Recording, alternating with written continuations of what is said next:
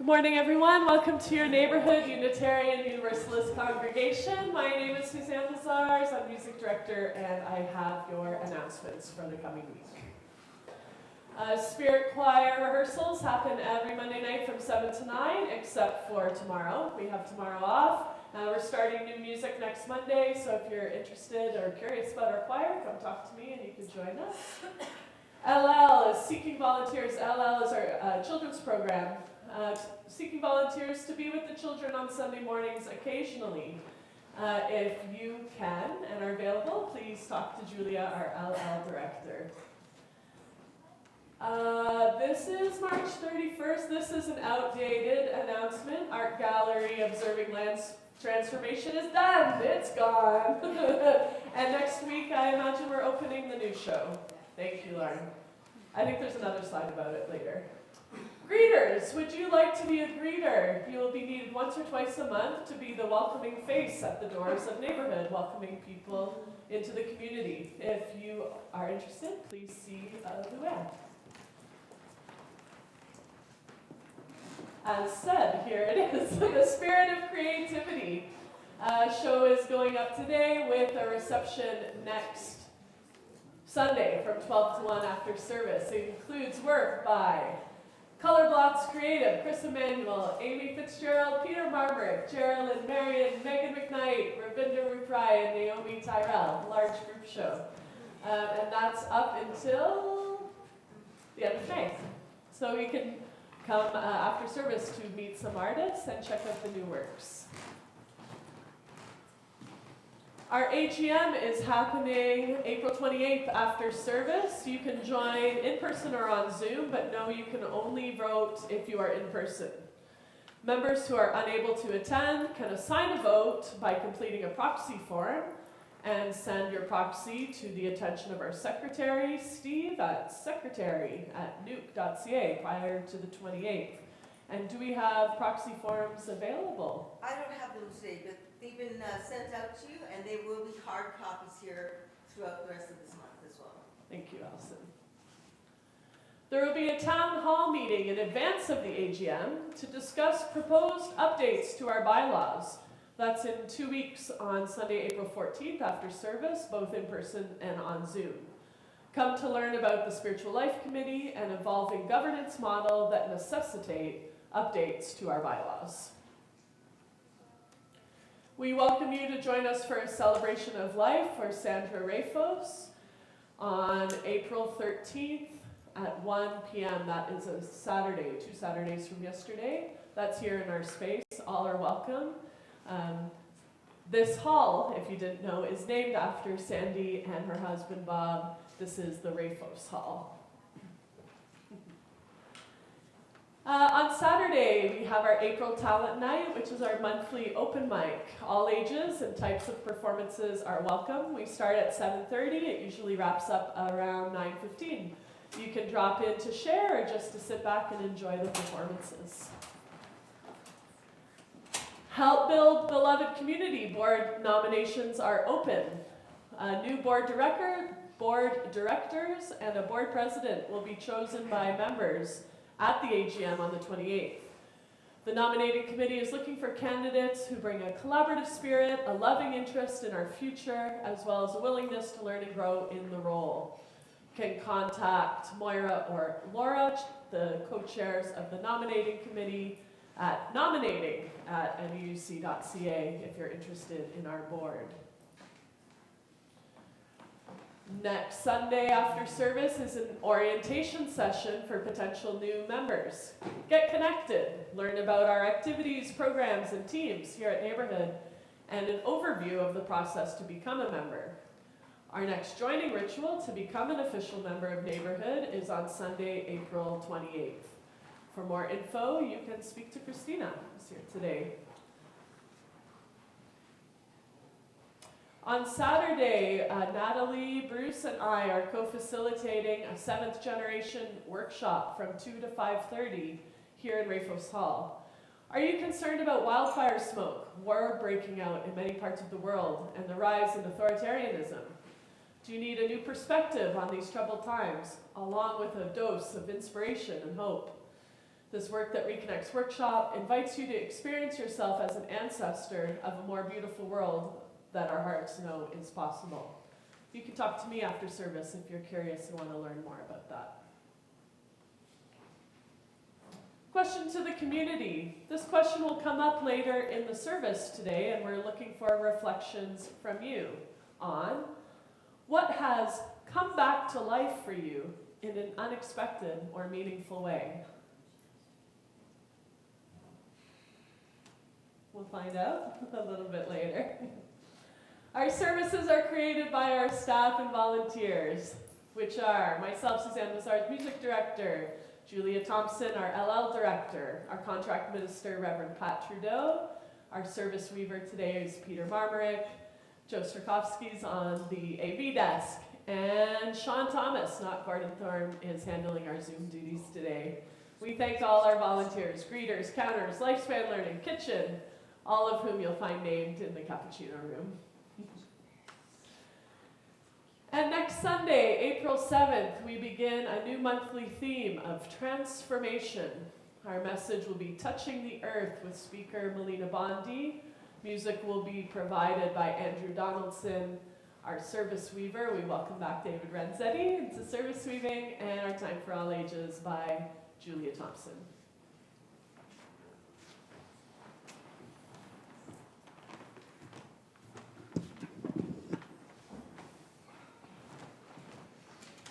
Good morning, and welcome to our service here at Neighborhood Unitarian Universalist Congregation. Thank you for joining us, whether you're here with us in person or joining us through Zoom. My name is Peter Marmorek, and I'll be your service weaver this morning, as you were told. We are grateful to be joined by Rev Lynn Harrison, who will both guide us through a meditation and deliver our message. We start today's service by creating a sacred space. To create a space, we first need to clean out the things that occupy that space. So I would ask you, as much as you can, to let go of physical feelings.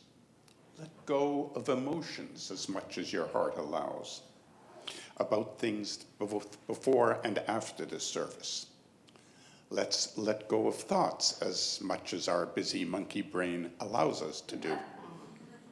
And now I invite you to join us as we read our invocation. Let us cast the circle of a sacred space here. Let us cast the circle of a cherished space here. A space of safety, a place of forgiveness, a place of love. If we want the world to change, we must craft in our space and in ourselves the seeds that grow a different kind of life.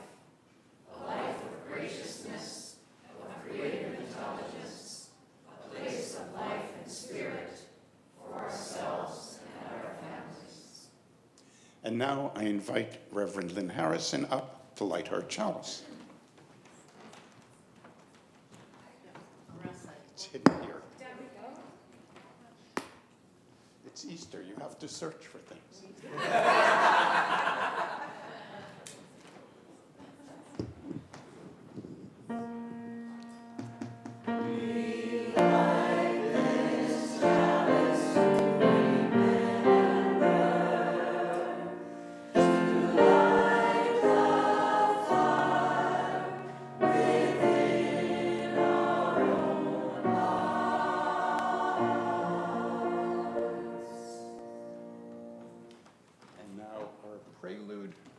Spirit choir.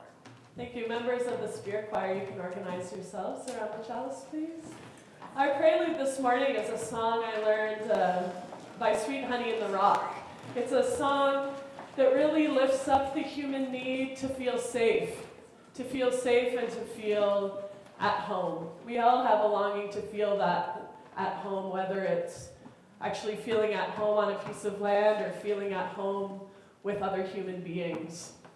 I learned this song through Samudna, which is a pro-Palestinian protest choir I have become involved with. The song also lifts up in the second half how not all of us are born into the same privilege. Some of us are born on the bottom. We grew up from the bottom, but we declare we'll never return to the bottom. And that's why I'm wearing this watermelon pin today, as a show of solidarity for Palestinian people. The watermelon's used because at one point they were allowed to show their flag, and the watermelon has the same colors of the flag, black, white, red, and green, and is a symbol now in arts and protests for the struggle of the people. You're welcome to join in with us once you catch the tune, if you like it.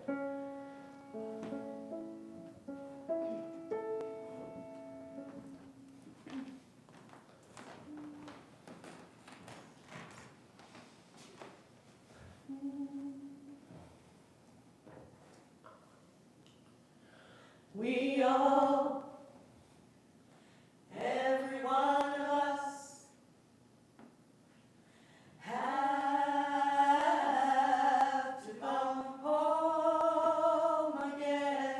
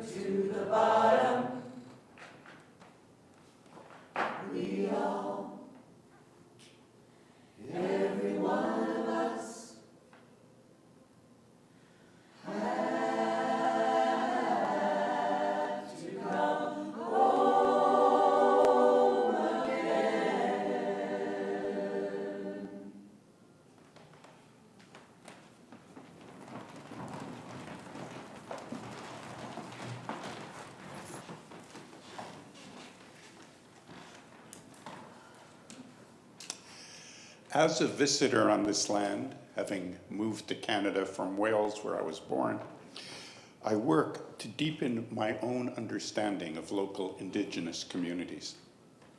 I come with respect for the land that I'm on today and for the people who have and do reside here. I recognize the First Nations and their ancestors of this area, the Wendat, the Anishinaabeg, the Haudenosaunee Confederacy, and the Mississaugas. I acknowledge other confederacies and communities of nations, including the Métis and the Inuit. Please, take a moment to reflect on the land, its original peoples, and that today is National Indigenous Language Day.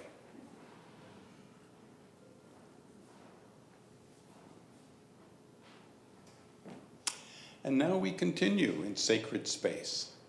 Parents with children here should know that over there we have the wiggle room, a place where you can go and be heard, and hear but not be heard. That room also serves as a quiet personal space if that is what you feel you need at some point in the service. And our assistive listening devices are available at the sound desk if you'd like to try them out. Unitarians are open to many beliefs, and we try to learn from many traditions. We welcome all people who are looking for a spiritual community. If you're visiting us in person for the first time today, we welcome you and encourage you to stay after service for coffee time. If you take a red mug at coffee time, we'll know that you're interested in talking to us about your spiritual search and your searching for community. Our services differ, sometimes radically, from one week to another. So if you attend a number, you'll get a better sense of who we are and what we do, and how we work towards our mission of empowering spiritual growth and shared action for the care of the world. Our bi-monthly theme is aspiring to be spiritually grounded. Our monthly theme is Explorer, Mentor, Sage, and this week's theme is Resurrections We Have Known. Now I get to tie those three together. Being spiritually grounded means, I believe, living life as it is, not as we want it to be, or imagine it to be, or hope it might be. Explorer, Mentor, Sage are the three stages of our lives, a slightly less gendered version of Maiden, Mother, Crone. So as today is the last day of the month, we're into Sage country where we face the hard stuff. And there's nothing harder to deal with than our own need for resurrection. As Unitarians are not a Christian sect, I'm not focusing on Jesus' resurrection, but our own, in times when we've had a part of us or a part of our life die. What does resurrection mean to us, and how do we make it happen? It was 6 years ago when I had to deal with this personally, as many of you know, when Diana and Rui, my wife, and our dog both died suddenly in the same year. The most useful thing that was said to me as I struggled to find grounding in a quicksand of grief was a quote from Baba Ram Dass. I'll share the first part now and come back to it after Reverend Lynn has taken us deeper. Ram Dass starts by talking about grounding, being just where you are, when he says, "To have finally dealt with suffering is to consume it into yourself, which means you have to, with eyes open, be able to keep your heart open in hell. You have to look at what is and say, yeah, right. Yeah, right. Here we are, not cheery, not where we want to be, but grounded. Because here, where we are, is the only place we can start from. And since this is the place we start from, it's a good time to see who else is here and who we're sharing this journey with. In a minute, I'll ask you to greet your neighbors. After you've greeted a few neighbors, turn to the camera on the back wall to greet the people who are with us on Zoom. Suzanne will sound the chime to end. Now, take a moment and greet your neighbors around you.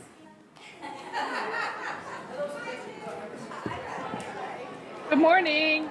Good morning, everyone. Yeah, that's the best way. Good morning, everyone. Let me Weekend. change my view here. Morning, Kathy. I'm here. Kathy, Hi. Claudia, and Good Joanne. morning, everybody.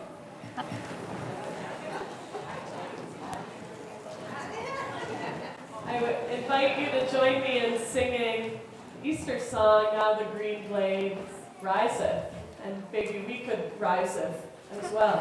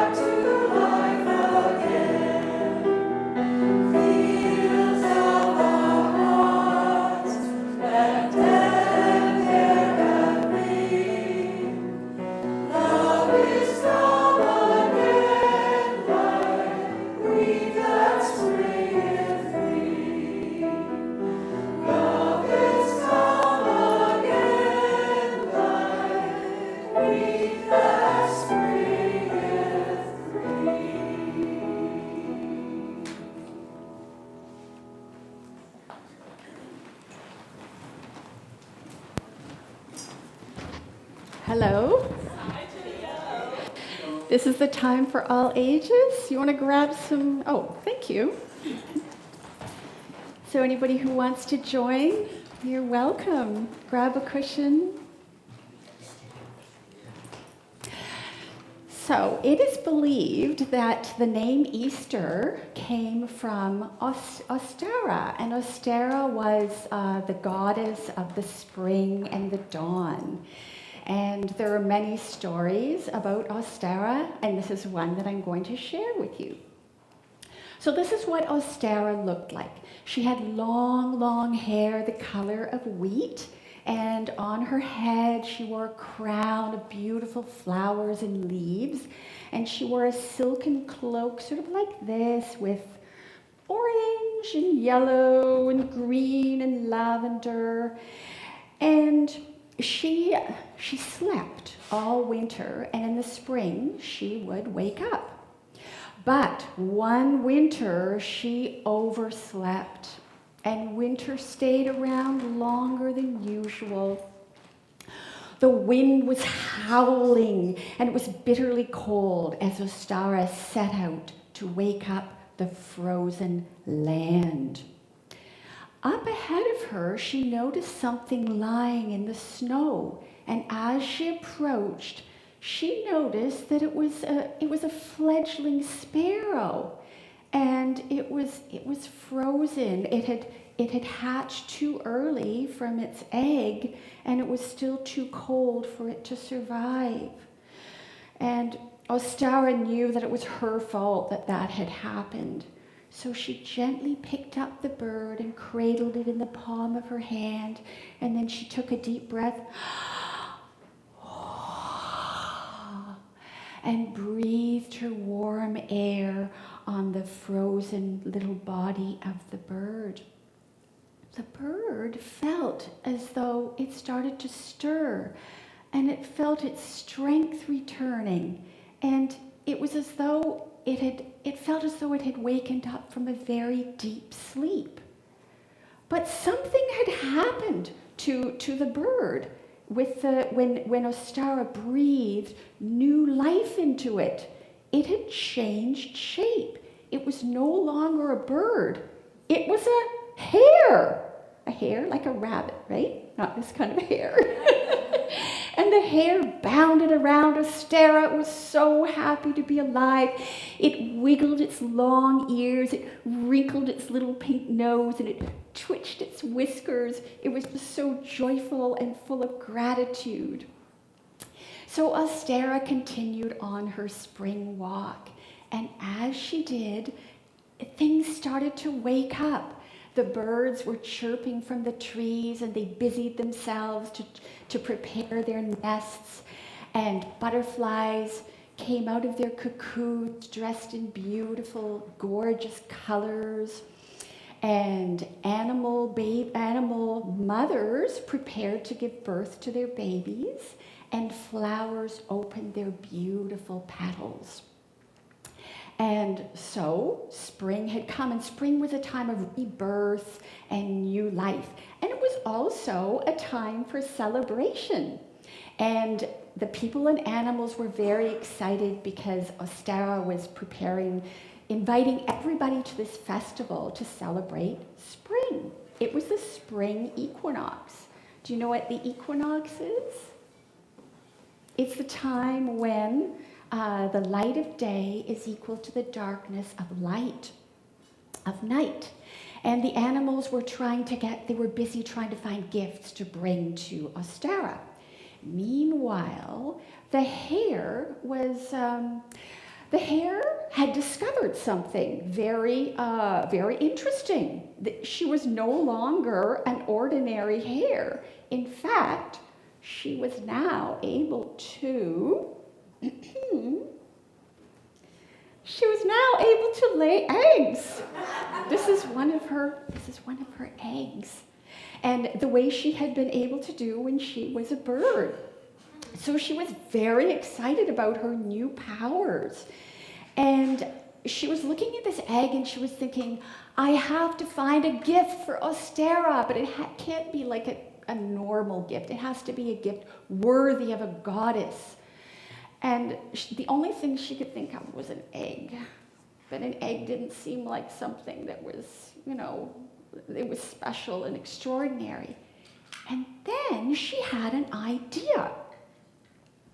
So later that day, when the festival was about to begin, the hare bounced all the way, boing, boing, boing, boing, to the meadow, and shyly presented Ostara with her gift. And it was no longer the egg that it had been. The hare had painted it in beautiful, rich colors from dyes from the spring flowers and the plants. And Ostara was so delighted with her gift that she wanted all the children to have one. So she offered the hare a job. And her job would be to bring these beautiful decorated eggs to all the children on the eve of the spring festival, so that when they woke up, they would find a beautiful egg that was all decorated. And Ostara also gave the hare another job, that of waking her up so she didn't oversleep. And the hare would wake Ostara up by drumming with her, because the hares have very strong legs, drumming with her strong legs and dancing around Ostara, so that Ostara would wake up in time for the spring equinox.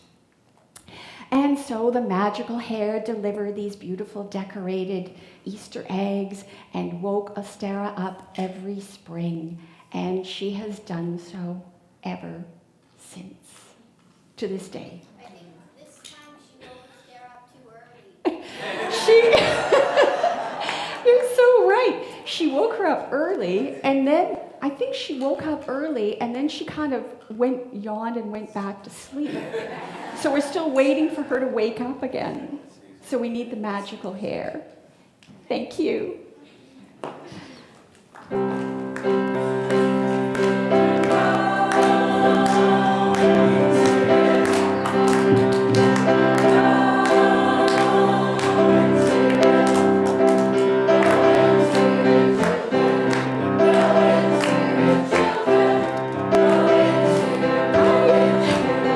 Can you take...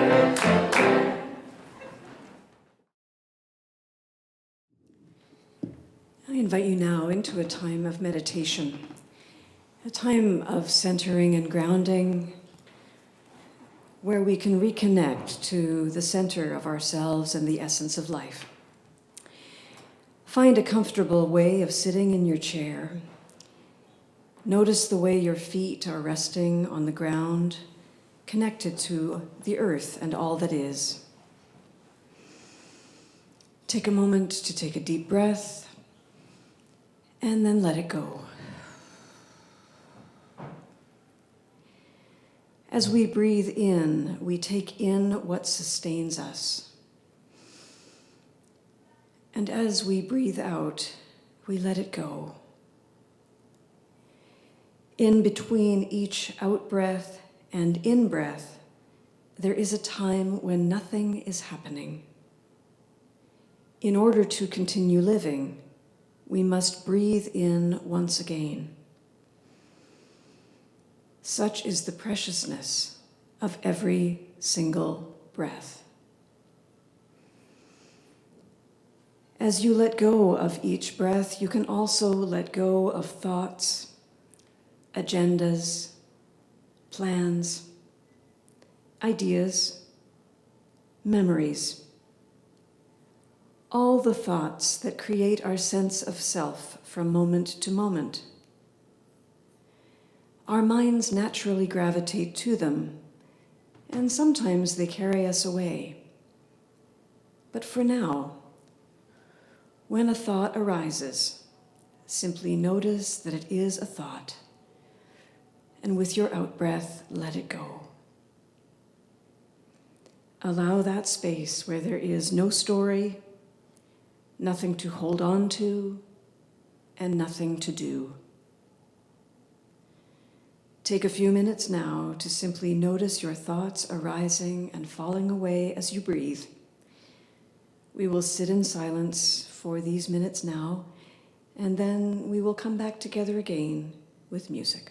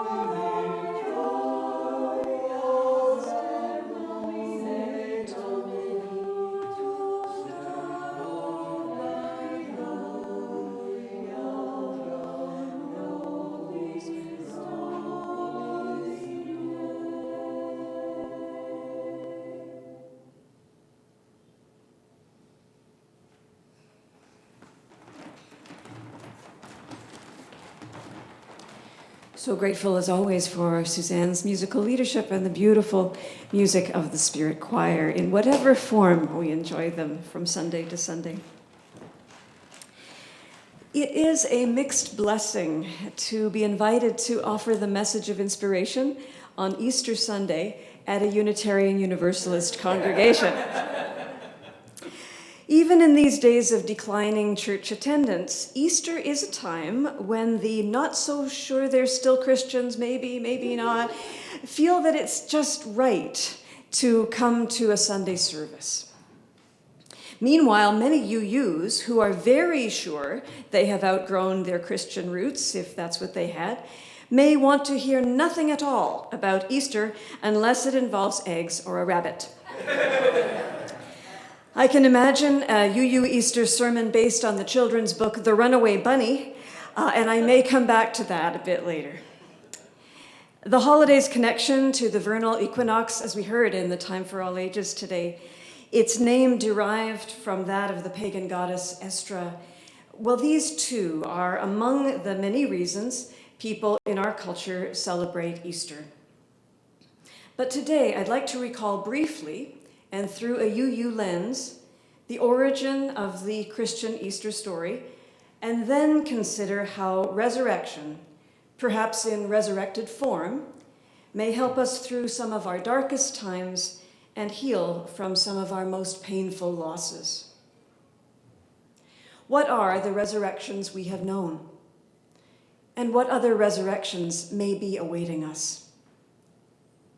No matter what our relationship to the Christian story, today is a day for hope against hope, for light breaking through the cracks, for bells that can still ring, to quote Leonard Cohen. So, let's listen for those bells as we recall the story that was such an important part of our Unitarian and Universalist roots. According to Christian doctrine, that is, the official teachings of the institutional Christian church, the holiday of Easter celebrates the resurrection of Jesus. Jesus of Nazareth was a Jew living in the area of the world we now know as Palestine. He was born in the 1st century of what's called the Common Era. His last meal with his followers was a Passover Seder. Indeed, the Jewish holiday of Passover will take place in April this year, and it often coincides with the Christian festival. Jesus was a spiritual teacher and mystic who challenged the ruling authorities of his time and was brutally executed as a result. His followers believed he was the Son of God and a new Messiah. When he was killed, they naturally felt that all was lost. But the story goes that in the days afterward, several of them saw evidence of his continuing presence. This filled them with inspiration and a renewed desire to spread his message to others. These visions came to be described as a miracle of coming back to life after death, and it was said that all of his followers would experience the same thing. What's more, people came to believe that because of Jesus' death, their sins were atoned for, that is, squared away. This comforting and reassuring story of a miracle is a centerpiece of belief for many Christians. It's an important part of the reason why Jesus' life story and his inspirational message continues to be told to this day. Easter celebrates a mystical hope beyond reason, a something coming out of nothing, a rising from the ashes which can inspire people who endure the terrible losses of living. Although some Christians today take the Easter story as proof of an afterlife, the story need not be taken literally to be meaningful. Indeed, the mythic stories of all religions can transcend their origins, holding symbolic meaning for all people. In the book Christ for Unitarian Universalists, a new dialogue with traditional Christianity, Reverend Scotty McLennan wrote, "Easter is the great day of hope.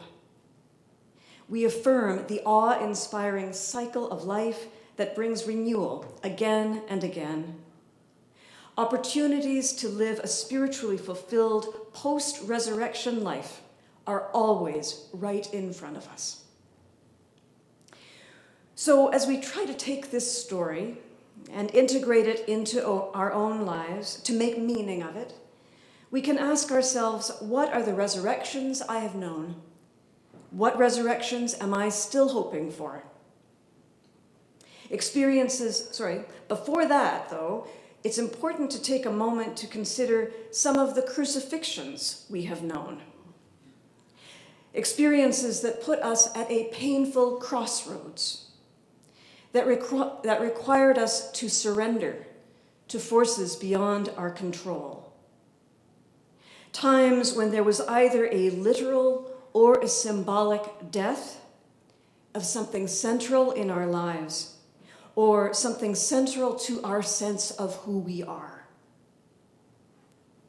These may have included the deaths of loved ones, the onset of illness or disability, the loss of home, the loss of calling or career, or innumerable other losses that are as personal as the variety of individuals in this room. Some of you, even very recently, may have experienced some of the most difficult losses imaginable, and the idea of any lasting renewal may seem next to impossible.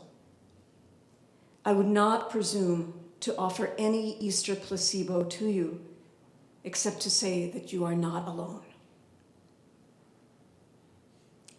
In addition to the dark night of personal grief, there are other profound losses that we can name. In recent months and years, many people have experienced the loss of faith in leadership, as bedrock values of honesty and ethics have crumbled. Huge cracks have opened up around political and justice issues, damaging relationships once thought to be solid. We may, perhaps for the first time, recognize our or our country's complicity in human rights abuses of which we may not have been previously aware. Many of us may be brought low now in astonishment at watching the genocidal violence that is taking place in our world. And we may be suffering with our sense of powerlessness when we want to do something about it and find that there is little we can do. As climate change intensifies, we are now grieving the loss of something as fundamental as our seasons. This was voiced by a child in this morning's Story for All Ages time. The rise of artificial intelligence is now threatening our understandings of creativity, meaning, and worth. And as the world leans toward authoritarianism, with the most vulnerable people receiving less and less and less, we may be losing hope in the goal of world community with peace, liberty, and justice for all, as is so hopefully expressed in our Unitarian sixth principle. I'm sure you can think of more examples, both personal and collective, of losses that seem too big to overcome, of things you thought would go on forever, which is how Jesus' followers saw him. Something too big to fail that failed. As hard as it is to bear, we need to experience things like that in order to experience resurrection. The bad news and the good news is we likely all will. We likely all will. But this reminds me of a poem written by the Unitarian Universalist minister and writer Richard Gilbert. A tomb is no place to stay when each morning announces our reprieve and we know we are granted yet another day of living. A tomb is no place to stay when life laughs a welcome to hearts which have been away too long. When life laughs a welcome to hearts that have been away too long. On this holy day of Easter, we are invited first to recognize that we have lost things that are precious, that many bells no longer can ring, and yet, even now, we can welcome in something new that can transform our brokenness. So let's turn now to the resurrections, to the healings, to the arisings that still are possible. In his recent book, The Myth of Normal, written with his son Daniel, Dr. Gabor Mate admits that he often feels more confident describing the trauma of the world than charting a course out of it. These days, I suspect most honest ministers would say the same. That is why I rely on mentors and sages, wisdom teachers old and new, Dr. Mate being one of them. In his book, he affirms a resurrection perspective when he says, something is possible here, no matter how things may look. Something is possible here, no matter how things may look. There are plenty of grounds for optimism, he continues, based on what we know about human nature and needs, and about the resilience and mysterious healing powers of the body and mind. We can also take sustenance from the knowledge that each of us is one of a growing community of people who are seeing through the status quo and envisioning alternatives to it. He speaks of the necessity of being disillusioned, of seeing through the illusions of life that bind us, of having the courage to face them head on, thus being freed for change. He writes, my own heart resonates with the thought that despite all apparent evidence to the contrary, there is in all of us an essential aspect that cannot be extinguished. Although our society may be, quote, in a spiritually dormant state of immaturity and denial, we are all interwoven of the same divine fabric, which can also be described as eternal, ancient, or even more than human. These words ring Easter bells for me, and they crack open new possibilities for living. And when we look around at our lives for the resurrections we have known, we find evidence of the deeply real and healing pattern of life. The deeply real and healing pattern of life. A few examples. A man suffering from a serious and life-threatening illness returns to school and finds a new calling, counseling others with cancer. An individual hears about a nonprofit organization that is going to fold unless it receives more money urgently, and this person looks at their bank account and realizes that they can make the sustaining donation. A former Israeli soldier begins to work with Breaking the Silence, an organization dedicated to ending the occupation of Gaza and the West Bank and protecting Palestinians. A man who killed 6 people while driving drunk now works full-time as an addiction counselor after spending 10 years in prison and overcoming crippling depression. At age 78, a singer who suffered a brain aneurysm gets up and sings 2 songs in public, thanks to the encouragement of a much younger woman singer. And on a very small level, recently for me, on a day when I was feeling particularly depressed and disconnected, I experienced a series of synchronicities that commented with eerie clarity on exactly the struggles I was dealing with. I'm sure you can think of examples large and small of how new life arises out of seemingly hopeless places, perhaps in ways that seem even miraculous. A few minutes ago, I mentioned the story of the runaway bunny. You may remember the children's picture book written by Margaret Wise Brown. A little bunny tells its mother that they will run away in all manner of creative and interesting ways. And each time the mother bunny says, "I will find you." "If you run after me," says the bunny, "I will become a fish in a trout stream and I will swim away from you." "If you become a fish in a trout stream," says his mother, "I will become a fisherman and I will fish for you." "If you become a fisherman," says the bunny, "I will become a rock on a mountain high above you." "If you become a rock on a mountain high above me," says his mother, "I will be a mountain climber and I will climb to where you are."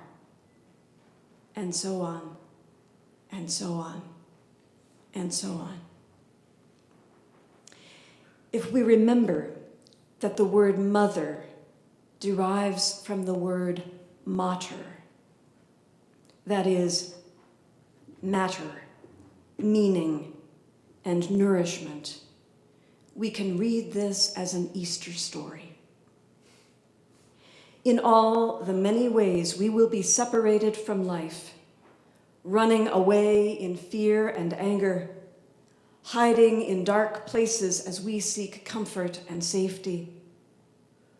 Despite all the many ways that we will be separated from loving relationship with life, sometimes very painfully so, loving relationship, the matter of life itself, will always be there for us. It will meet us exactly where we are, renewing itself in every breath, in every moment, in every sacred moment of this precious life we share.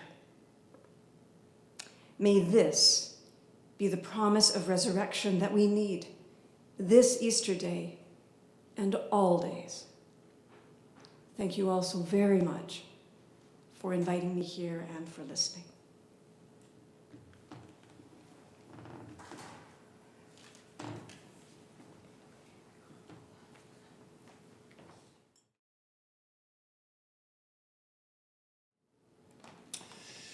Now is the time for our offertory. We've honored our volunteers, as we should, but our rent, our staff, our programs are all dependent on money, or to be more specific, on the donations that I'm halfway through asking you for.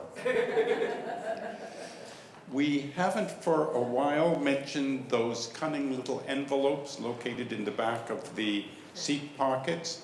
If you put your name on them, you get income tax refunds, which means you can give more money to neighborhood without it actually costing you more.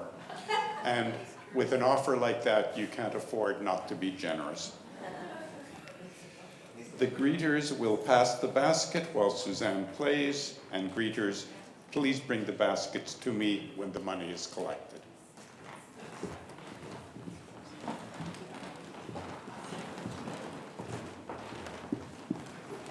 And a song to celebrate Passover.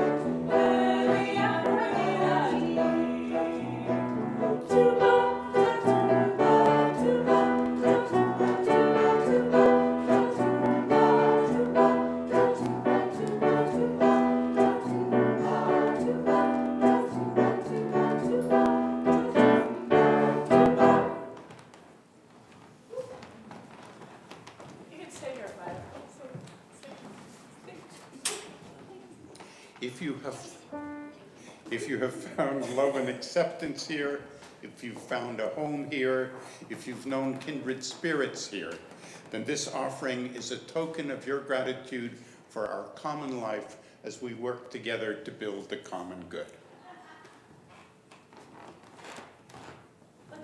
Let's sing together, shall we? Yes, can we rise? This is a call and response song. I'll teach it to you from the lyrics that Lynn mentioned earlier. So I sing, forget your perfect offering. Forget your perfect offering. Just ring the bells that still can ring. Just ring the bells that still can ring. There is a crack in everything. There is a crack in everything. That's how the light gets in. That's how the light gets in. That's how the light gets in. That's how the light gets in. See how this works? Yeah, let's have some fun, everyone. We'll play some tricks with you.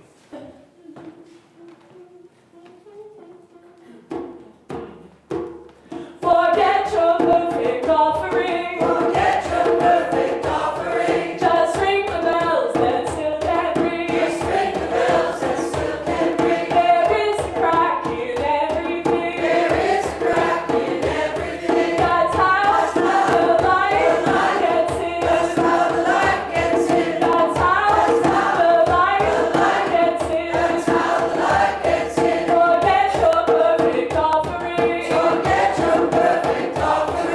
Just ring the bells that still can ring. Just ring the bells that still can ring. There is a crack in everything. There is a crack in everything. That's how the light gets in. That's how the light gets in. That's how the light gets in. That's how the light gets in. I think we have some harmonies in us to add to the song. What about it? Forget your perfect offering. Forget your perfect offering. Just ring the bells that still can ring. Just ring the bells that still can ring. There is a crack in everything. There is a crack in everything. That's how the light gets in. That's how the light gets in. That's how the light gets in. That's how the light gets in. Forget your perfect offering. Forget your perfect offering. Just ring the bells that still can ring. Just ring the bells that still can ring. There is a crack in everything. There is a crack in everything. That's how the light gets in. That's how the light gets in. That's how the light gets in. That's how the light gets in. Forget your perfect offering. Forget your perfect offering. Just ring the bells that still can ring. Just ring the bells that still can ring. There is a crack in everything. There is a crack in everything. That's how the light gets in. That's how the light gets in. That's how the light gets in. That's how the light gets in. That's how the light gets in. That's how the light gets in. That's how the light gets in. That's how the light gets in.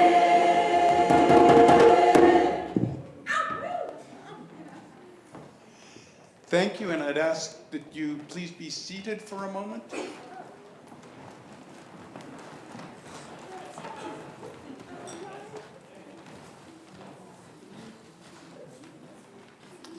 I wanted to give you the full reading of that quote from Baba Ram Das before we concluded.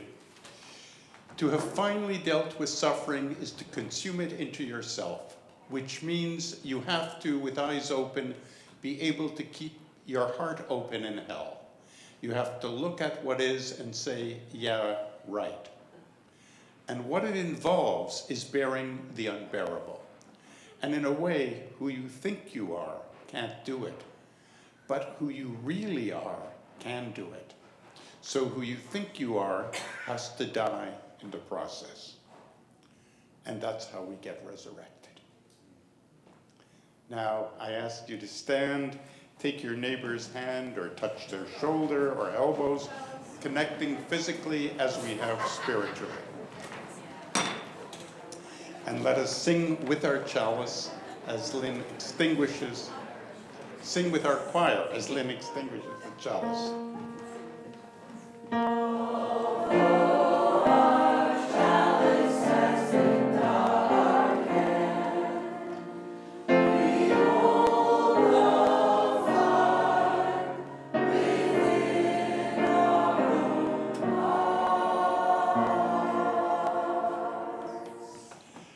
And I leave you with this quote from Rumi, which may have been what inspired Leonard Cohen: "The wound is the place where the light enters you. Go and be resurrected."